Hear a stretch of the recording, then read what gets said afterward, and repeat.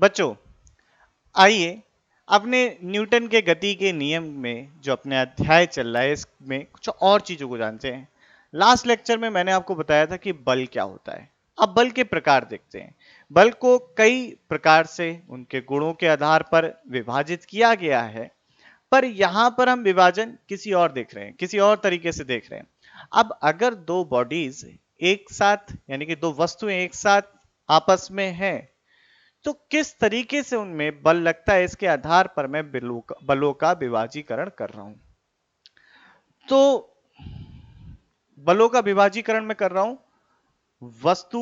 वस्तुओं के पारस्परिक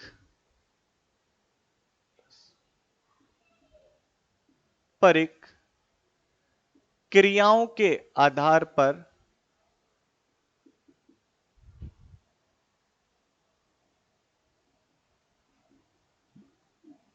बलों का विभाजीकरण।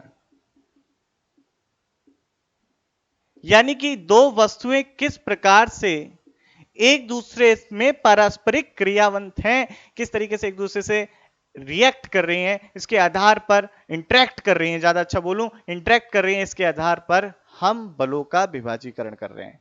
तो आइए देखते हैं कि किस तरीके से किया गया है। पहले इतना नोट करिए। तो इसके आधार पर बलों को दो भागों में विभक्त किया गया है। पहला है स्पर्श बल, या स्पर्शी बल बोले ज्यादा अच्छा है, जिसे इंग्लिश में बोलते हैं कॉन्टैक्ट फोर्स।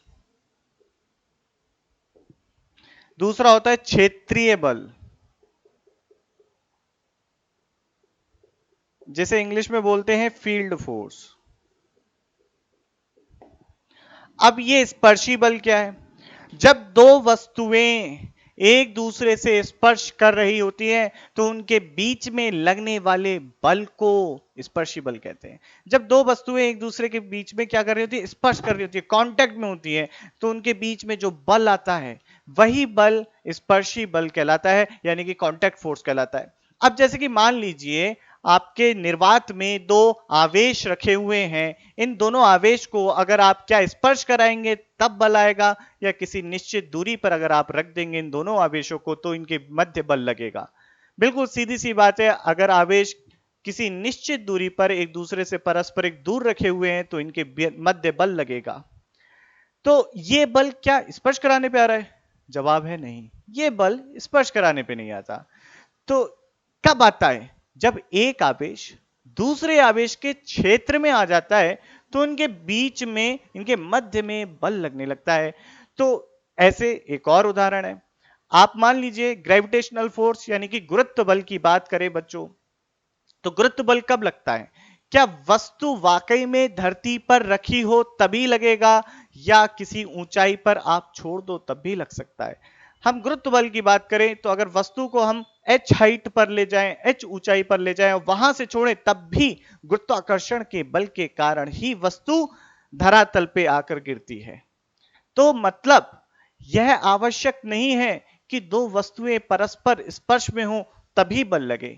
वह बल जो जब दो वस्तुएं एक दूसरे से निश्चित दूरी पर हो तथा उनके बीच में बल आ रहा हो, इस प्रकार के बल को क्षेत्रीय बल कहते हैं। एक और उदाहरण से समझते हैं, जैसे दो बार मैग्नेट्स हैं, ठीक है, दो आपकी दृढ़ चुंबक है, दंड चुंबकें हैं, आपने लिया इनको कुछ निश्चित दूरी पर रखा, तो क्या इनके बीच में लगने वाला फोर्स आप तभी आएगा या बल तभी आएगा जब ये दोनों स्पर्श करेंगे एक दूसरे को? जवाब है नहीं। अगर यह दोनों चुंबकें एक दूसरे से निश्चित दूरी पर रखी हैं तो इनके बीच में बल लगेगा। तो यह बल आपका कौन सा है? क्षेत्रीय बल। वह बल जब दो वस्तुएं एक दूसरे से निश्चित दूरी पर रखी हो उनके मध्य लगता है, इस प्रकार के बल को हम क्षेत्रीय बल कहते हैं। सबसे पहले स्पर्शी बल का हम कुछ उदाहरण देख लेते हैं। तो देखो, घर्षण किस में आएगा? ये घर्षण, घर्षण बच्चों आता है आपका किस में आएगा? आपका कांटेक्ट फोर्स में आएगा, आपके स्पर्श बल में आएगा, स्पर्शी बल में आएगा। आगे की बात करते हैं। देखो, तनाव कब आता है? स्पर्श, जब दो वस्तुएं कांटेक्ट में हो। आगे की बात करते हैं बच्चों, तनाव के बाद जो है लंबवत प्रतिक्रिया बल।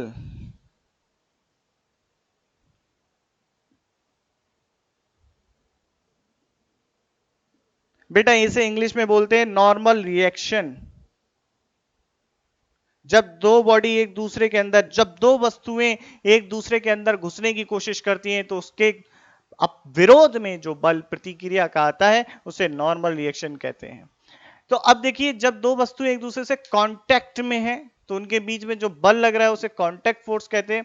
कांटेक्ट फोर्स के भी दो कंपोनेंट हो सकते हैं, यानी कि दो आयताकार घटक हो सकते हैं। एक घटक जो वस्तु के टेंजेंशियल या स्पर्शी होगा और दूसरा घटक जो वस्तु की सतह के लंबवत होगा। जो वस्तु की सतह पे लंबवत होता है वह लंबवत प्रतिक्रिया बल कहलाता है। तो हमने आज इस लेक्चर में जाना कि बलों को हम किस तरीके से बलों का विभाजीकरण कर सकते हैं, उनके इंट्रैक्शन, उनके पारस्परिक क्रिया के अनुसार। आगे के लेक्चर में और जानेंगे कि आंतरिक तथा बाह्य बल क्या होता है। अभी के लिए इतने ही रहने देते हैं, बाकी बातचीत नेक्स्ट लेक्चर में।